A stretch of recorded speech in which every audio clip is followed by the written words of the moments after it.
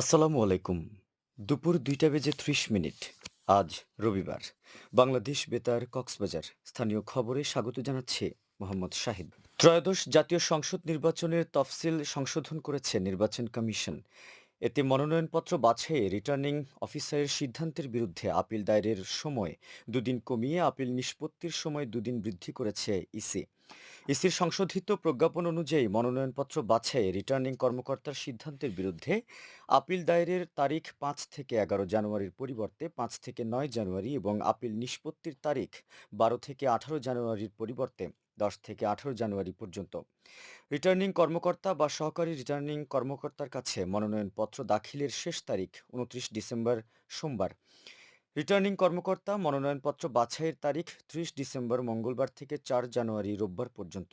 অপরদিকে প্রার্থিতা প্রত্যাহারের শেষ তারিখ ২০ জানুয়ারি মঙ্গলবার, প্রতীক বরাদ্দের তারিখ ২১ জানুয়ারি বুধবার এবং ভোট গ্রহণ ১২ ফেব্রুয়ারি বৃহস্পতিবার। এই দিন সকাল ৭:৩০ থেকে বিকেল ৪:৩০ পর্যন্ত বিরতিহীনভাবে ব্যালট পেপারের মাধ্যমে স্বচ্ছ ব্যালট বাক্সে ভোট গ্রহণ ও গণভোট অনুষ্ঠিত হবে। এদিকে ত্রয়োদশ জাতীয় সংসদ নির্বাচন এবং গণভোটকে সামনে রেখে নিরাপত্তা নিয়ে প্রধান নির্বাচন কমিশনার এএমএম নাসির উদ্দিনের নেতৃত্বে নির্বাচন কমিশনের সঙ্গে বৈঠক করেছেন সেনা, নৌ ও বিমান বাহিনী প্রধান।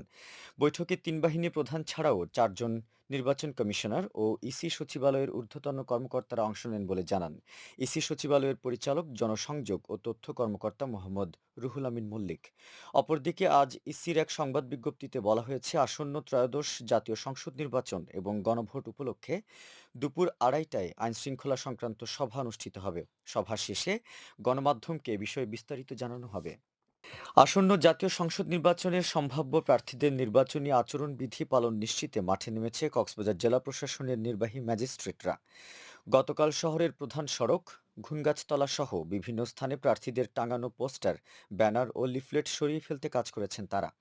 নির্বাচনের তফসিল ঘোষণার পরদিন থেকে ভোট গ্রহণের দুদিন পর পর্যন্ত মোবাইল কোর্ট আইনের আওতায় আচরণবিধি প্রতিপালনে প্রতি উপজেলা ও থানায় ন্যূনতম ২ জন করে নির্বাহী ম্যাজিস্ট্রেট নিয়োগ করার সিদ্ধান্ত নিয়েছে ইসি। চকরিয়ায় উপজেলা স্বাস্থ্য কমপ্লেক্সের আয়োজনে জলাতঙ্ক নির্মূলে অবহিতকরণ সভা অনুষ্ঠিত হয়েছে। আজ স্বাস্থ্য কমপ্লেক্সের হলরুমে অনুষ্ঠিত এই সভায় প্রধান অতিথি ছিলেন উপজেলা সহকারী কমিশনার ভূমি রূপায়ণ দেব। উপজেলা স্বাস্থ্য ও পরিবার পরিকল্পনা কর্মকর্তা ডাক্তার জয়নাল আবেদিনের সভাপতিত্বে এতে থানার ভারপ্রাপ্ত কর্মকর্তা মনির হোসেন সহ স্বাস্থ্য অধিদপ্তরের রোগ নিয়ন্ত্রণ শাখার সংশ্লিষ্টরা বক্তব্য রাখেন। সভায় আগামী ২৪ থেকে ২৮ ডিসেম্বর ৫ দিন উপজেলার একটি পৌরসভা ও ১৮টি ইউনিয়নের সকল পোষা ও বেওয়ারিশ কুকুরকে বিনামূল্যে জলাতঙ্ক প্রতিষেধক টিকা প্রদান করা হবে বলে জানানো হয়। টেকনাফ উপজেলায় হাইব্রিড জাতের পেঁপে চাষ করে আর্থিকভাবে লাভবান হচ্ছেন চাষিরা। স্থানীয় কয়েকজন পেঁপে চাষি বলেন, উপজেলা কৃষি অধিদপ্তরের পরামর্শে ১২ মাসে হাইব্রিড জাতের পেঁপে চাষ করে লাভবান হচ্ছেন তারা। হাইব্রিড জাতের পেঁপের চারা রোপণের ৩ হতে ৪ মাসের মধ্যে ফলন আসে, যা সারা বছরই পাওয়া যায়। এই পেঁপে খেতে খুবই সুস্বাদু হওয়ায় বাজারে প্রচুর চাহিদা রয়েছে। পাশাপাশি ভালো দাম পাওয়ায় চাষিরা পেঁপে চাষে ঝুঁকছেন। উপজেলা কৃষি কর্মকর্তা মোহাম্মদ হুমায়ুন কবির জানান, উপজেলায় ৭৫ হেক্টর জমিতে হাইব্রিড জাতের পেঁপের চাষ হয়েছে। উপজেলা কৃষি অধিদপ্তরের উদ্যোগে চাষিদের এই বিষয়ে পরামর্শ, বিনামূল্যে হাইব্রিড জাতের বীজ, সার ও কীটনাশক বিতরণ করা হয়েছে। আবহাওয়া, আগামীকাল দুপুর ১২টা পর্যন্ত ২৪ ঘন্টার পূর্বাভাসে বলা হয়েছে, আকাশ অস্থায়ীভাবে আংশিক মেঘলা সহ আবহাওয়া শুষ্ক থাকতে পারে। কক্সবাজার সমুদ্র বন্দরের জন্য কোনো সংকেত নেই। আগামী ২৪ ঘন্টায় দিনের তাপমাত্রা কমতে পারে ও রাতের তাপমাত্রা প্রায় অপরিবর্তিত থাকতে পারে। আজ সূর্যাস্ত যাবে সন্ধ্যা ৫টা ১৫ মিনিটে। আগামীকাল সূর্যোদয় হবে ভোর ৬টা ২৬ মিনিটে।